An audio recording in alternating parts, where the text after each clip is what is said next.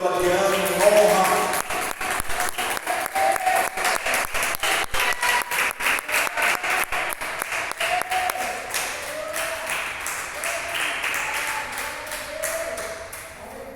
Eu não Jesus. beijava tanto esse momento. Ele sonhava com esse momento. E a palavra do Senhor diz assim que é um tempo determinado para todas as coisas. Há tempo de plantar, há tempo de colher, há tempo de chorar, há tempo de sorrir. E nós precisamos esperar o tempo de Deus. Eu quero falar para você que o tempo chegou, é hoje. Aleluia. Você seja um instrumento na mão do Espírito Santo. Amém, Jesus.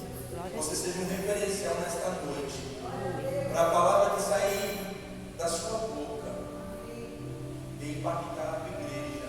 Amém. E as pessoas que estão assistindo pela live. Glória a Estenda Deus. suas mãos para cá. Pai, abençoa a vida do teu servo. Usa ele com poder e autoridade. Que o Senhor tome a vida dele de uma forma sobrenatural. Que a palavra que sair da boca dele, meu Deus, venha mudar um sentimento, venha mudar um pensamento, venha mudar uma atitude, Senhor. Que não seja ele a ministrar, mas seja o teu Espírito Santo. Em nome de Jesus. Amém.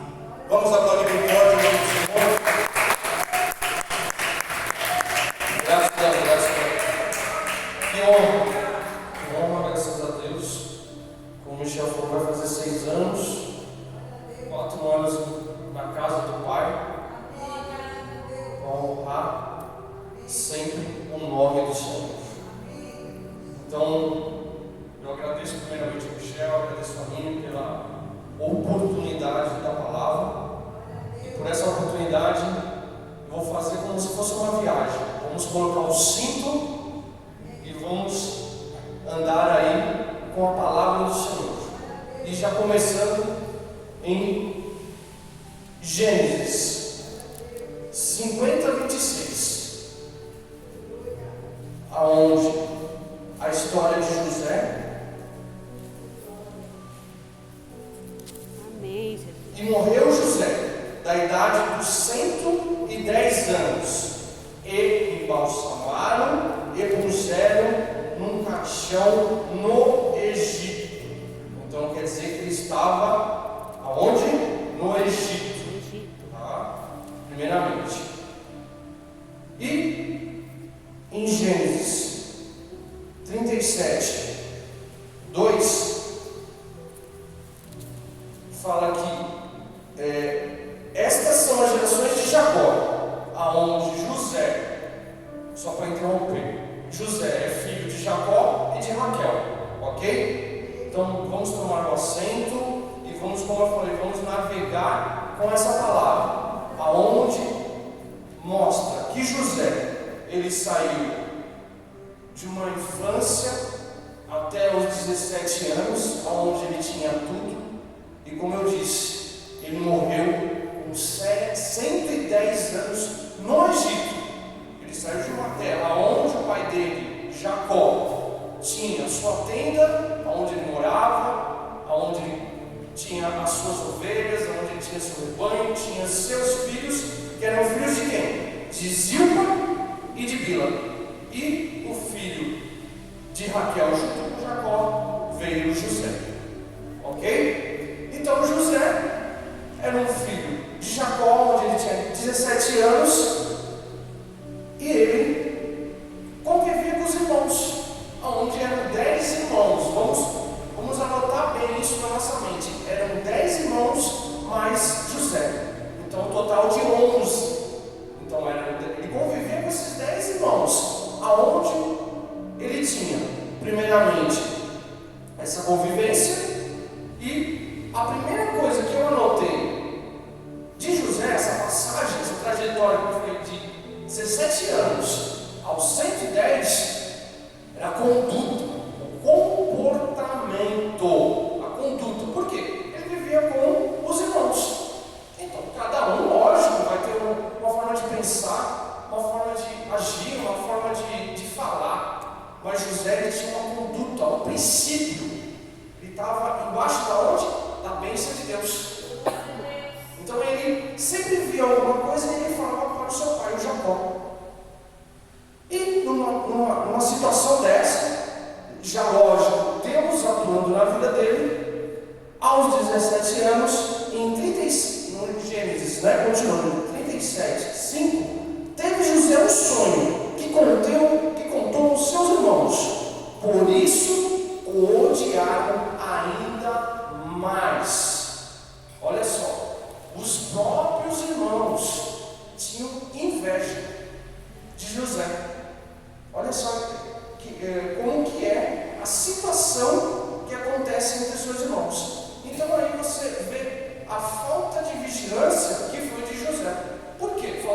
vigilança. Aí você vai me perguntar: aonde? Aonde eles invejavam. Então foi falta de vigilância que Deus deu o sonho. Ele sonhou, foi rapidamente, nós acreditando, meus irmãos, eu vou contar lá, é meu sangue, é da minha família, eu vou contar. Então, quando contou, automaticamente os irmãos já falaram: opa, acendeu o alerta vermelho, como se fosse hoje em dia. Opa, não, alguma coisa está errada aqui. Já começaram a invejar, já tinham um certo ódio, uma certa raiva, porque eram pessoas e tinha essa inveja. Então, a falta de vigilância, aonde a gente vai? Orar e vigiar, nosso Pai fala, está na Bíblia. Essa falta de vigilância gerou o quê? Gerou a inveja. Gerando a inveja numa situação que Deus, lógico, eu acredito que já estava trabalhando. Ele mandou os seus irmãos, o Jacó, mandou os irmãos apacentarem suas ovelhas. Eles foram para os campos, como sempre faziam, apacentar as ovelhas. E o que acontece? Demoraram algum pouco os irmãos. E o Jacó, pai, ficou um pouco preocupado. Jacó pediu para José olhar o que estava acontecendo. E ele foi ver o que estava acontecendo. Nisso, teve um desencontro. Aonde esse desencontro acontece?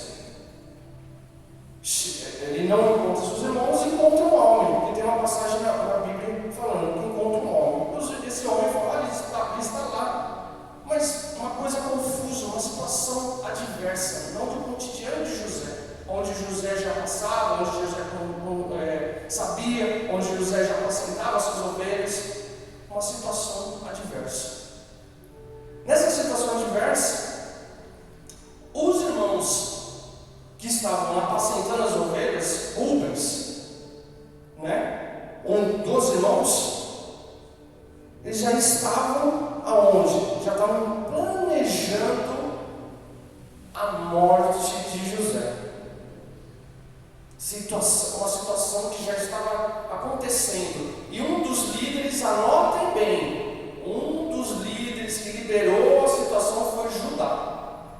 Anotem bem esse nome, Judá. Por quê? Ele liderou essa situação, essa confusão, essa situação que não estava nos planos, lógico. Imagina, de Jacó, de Raquel e nem de José. José não imaginava essa situação. Ok, já estavam cientes que já iam fazer. E aí aconteceu que José chegou a encontrar os seus irmãos. E encontrando os seus irmãos, teve essa confusão. Colocaram ele num poço, já pensando o que iam fazer. E nessa situação chegou os ismaelitas. Aí eu já vou um pouco adiante. Como eu falei, ele tinha 10 irmãos. 10 irmãos de desobediências contra um obediente em Deus. Com seus princípios, como eu falei, com a sua conduta, o seu comportamento dia a dia. E a obediência de José. Então esse obediente, ele vai virar um escravo. Ele vai sair da sua casa, onde ele tinha seu conforto, onde ele tinha sua roupa, onde ele tinha sua comida, e ele vai virar escravo. Aí a gente vai parar para pensar. Os ismaelitas fazendo o que com José? Vendo seus dentes, deixando ele careca, tirando seus trajes, porque a túnica que Jacó deu para José já estava na mão de Judá, de Rubens, aonde eles estavam planejando contar para Jacó que o seu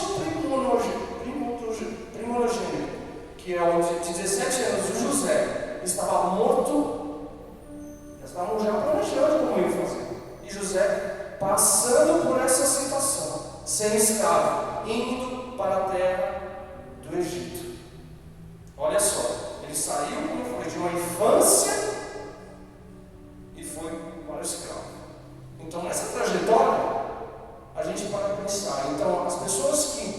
vezes eram para cuidar, eram para preservar. Às vezes fazem o quê? Molestam. Às vezes agridem uma mulher. Às vezes fazem coisas perversas com uma criança. Olha só a situação. José chega no Egito, aonde, entre aspas, ele tem a oportunidade de ser comprado por Potifar. O Potifar nada mais é que o capitão da guarda do Egito, do faraó, aonde ele tem posses, aonde ele tem uma vida estabelecida, aonde ele tem uma casa com prosperidade, abundância, com quartos, com escravos, e mais um chegou, José, sendo um escravo, como eu disse. José chega na casa de Potifar. Chegando na casa de Potifar, José começa a fazer o que mais sabe: desempenhar um serviço braçal, de qualidade, com honestidade, prestativo. E lógico, Potifar olhando tudo isso, porque ele já tinha os seus escravos e chegou mais um. Tudo bem. Aí Potifar passou um tempo, lógico, né? Passou um tempo nesse período, né? Eu já estou dizendo. Vamos voltar um pouco. Judá e Rubem já contaram para Jacó. E José está lá, no Egito. Então, as duas situações. Uma aqui, na cidade de Israel, onde Jacó tinha sua tenda e tudo mais. E José, escravo na casa de Potifar. Como eu disse, Potifar olhando toda a situação, progredindo seus alimentos, progredindo a sua casa, fartura, limpeza, o cuidado que ele tinha, o zelo, como eu disse. E acontece o quê? Potifar chega em José: José, você quer administrar meus bens? E José, humildemente, que é uma qualidade dele, que a gente já pode adotar, além do comportamento, obediência, humildade, administra os bens de Potifar. Ok. E mais uma vez, José é testado. Olha só a situação. A mulher de Potifar tenta seduzir várias vezes. Para a Bíblia. Várias vezes. Não é uma, não é duas, não é três. É como se dissesse para você: não coma uma pizza. E José lá, passando por as tentações. E José sempre ali, debaixo da bênção de Deus, obedecendo o que aprendeu com seu pai. Não caiu nessa tentação, para a honra e a glória de Deus, porque nada mais, nada menos, o diabo, ele quer te atentar, ele quer te afrontar, ele quer deixar você que seja de joelhos, mas você é obediente, vigilante, não, ele não te quer. Aleluias, oh glórias, oh Deus maravilhoso. Glória a Deus. E José, ali, cuidando das tarefas, cuidando das suas situações, dia a dia de uma casa onde tem prosperidade, tem abundância, na terra do Egito, acontece uma situação que José sai correndo, do nada da casa, gritando. E a mulher lá, de Potifar, fala: tarado, pega o tarado. E Potifar chega dentro da sua casa. O que está acontecendo com a sua esposa? Esse tarado aí quis me passar a mão, esse tarado quis me seduzir, esse tarado quis me beijar, esse tarado quis me pegar. Mas não era nada verdade disso. Automaticamente, Potifar faz o quê? Prenda ele, vai para a cadeia. A passagem agora na prisão. Então a gente saiu José sendo escravo e agora José na prisão. Ali, aonde a gente não deseja imaginar para ninguém. Mas José, mais uma vez, ele estabelece a conduta na prisão. Ele estabelece, como se fala, formas daquele meio social ser agradável. Olha só a bênção de Deus em José, né? E com isso, José conhece o copeiro e o padeiro, que estão sendo ali, copeiro e padeiro, mas sendo presos, né?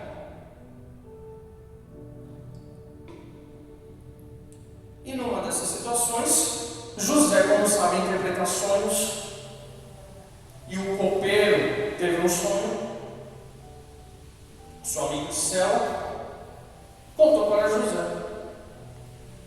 E José esclareceu a situação, né? E o copeiro foi chamado novamente com o faraó. Aonde? Aí você pode até me perguntar, mas José ainda estava na prisão? Estava na prisão. Passou um tempo, está na Bíblia, não fala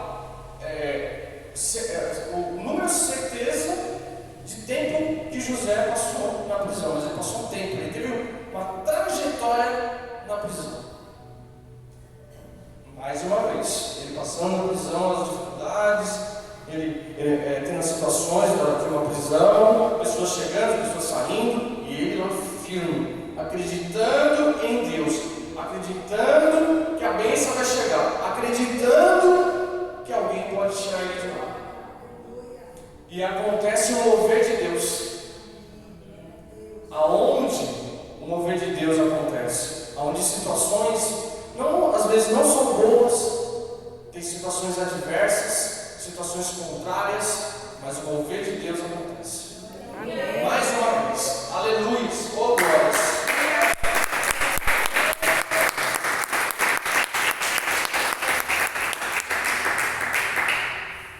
E com isso, o mover de Deus acontece e José é retirado da prisão para interpretar o sonho do faraó. Olha só, ele entrou pela porta de trás e agora ele já dá mais um passo. Ele está diante do faraó do Egito, nada mais, nada menos, como se fosse hoje um presidente, uma autarquia grande, ele está na frente. E aí, com toda a humildade, como eu disse, o faraó diz, pergunta a José, fiquei sabendo que você sabe interpretar sonhos, né? E José, com toda a sua humildade, José disse, eu não, mas um Deus que veio comigo. Amém. E com todas as coisas, eu sou apenas um recipiente aonde Deus habita.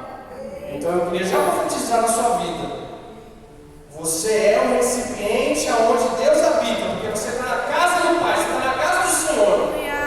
Numa sexta-feira chuvosa, numa sexta-feira onde você poderia estar em qualquer lugar, mas você está sendo um recipiente, porque daqui você pode falar a palavra para qualquer pessoa, você pode ter a palavra, você pode pegar a palavra e distribuir, e nisso com certeza você vai semear coisas boas. Amém, graças a Deus. E José interpreta o sonho do faraó. Interpretando o sonho do faraó, como ele é prestativo, ele fala, você tem que mudar o sistema de plantio, você tem que mudar o sistema de engenharia, você vai ter que mudar a colheita. E o faraó, opa, algo diferente está acontecendo aqui. Porque nenhuma daquelas pessoas que o faraó tinha embaixo dele, embaixo lá do seu ministério, vamos dizer assim, conseguiu interpretar. Nenhum chegou e falou, olha, você tem que mudar o sistema de engenharia,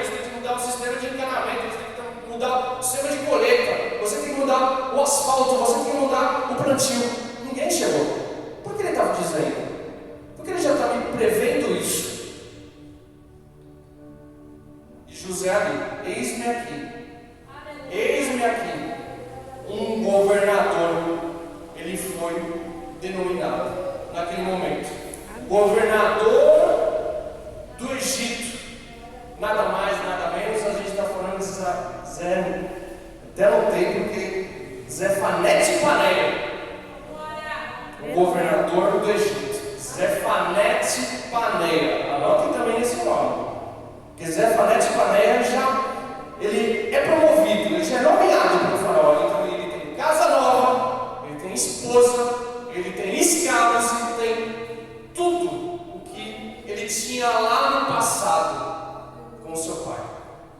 Amém. Foi da noite para o dia, a gente pode dizer, né?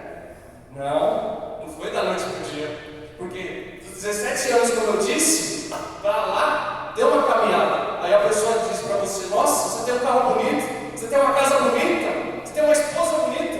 Não foi da noite para o dia, não. A gente não sabe o que se passou dia a dia, os sofrimentos, a angústia. E aí ele vira governador. E sendo um governador, lógico, do Egito, a gente pode parar para pensar: mas por que agora ele não chega em Potifar e bate de frente? Não precisa disso, não precisa ter raiva, não precisa ter angústia, não precisa ter ódio. Ele nada mais, nada menos do que perdoa, ele vira a página, ele ensina pra gente: olha, vira a página. Transformar a vida é o que a gente às vezes tem que fazer. Lógico, a gente é ser humano, então fala: não vai comer a pizza, não vai tomar refrigerante, e a gente lá, né? Mas não, ele tem uma ótica diferente. Por que essa ótica é diferente? Essa ótica é diferente porque ele tem a mente e uma visão diferente. Porque aonde José está, ele prospera a sua casa, ele prospera como escravo, ele prospera na prisão. E aí, o que ele faz? O Egito prosperar cada vez mais. Mas como eu disse, ele estava lá, ele estava diante do faraó, já falou: muda o sistema de plantio, muda o sistema de ligação, porque já estava prevendo naquele sonho que ia ter dias ruins, fome, trevas, coisas que ninguém estava imaginando, mas ele já estava vendo. A visão, vou falar a visão de águia, e só quem pode dar é Deus, que abençoa com essa visão de águia. Então, Zefanete Paneia, num dia desses, no seu cotidiano de governador, ele está lá na lojinha, lá no mercado. Nada mais que nada mais chega seus irmãos para fazer a compra, porque já estava começando lá na terra de Jacó a não ter comida, a precisar de farinha, a precisar de trigo, a precisar de alimentos. Eles foram buscar onde? No Egito. E ele está lá, Zefanete Paneia,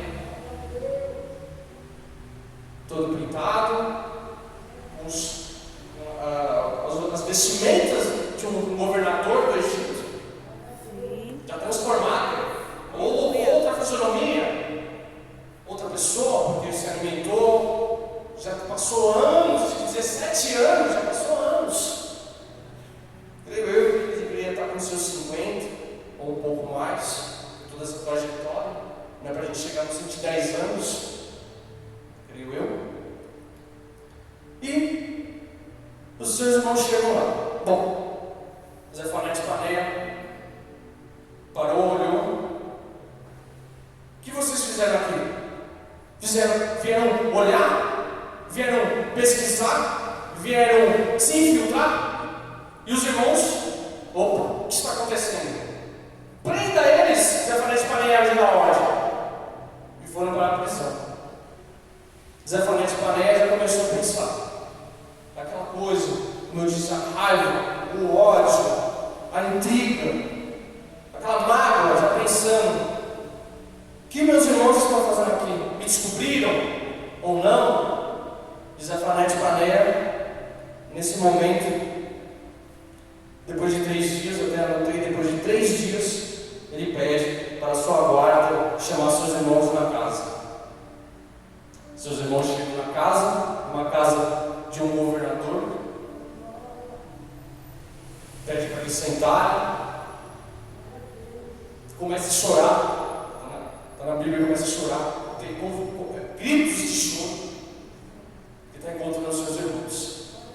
Aleluia, Deus. E com isso, ele tira a sua vestimenta e fala: eu sou o seu irmão. Muito forte, muito forte. E como eu disse, não esqueça de ajudar, porque aí ele fala: me deixa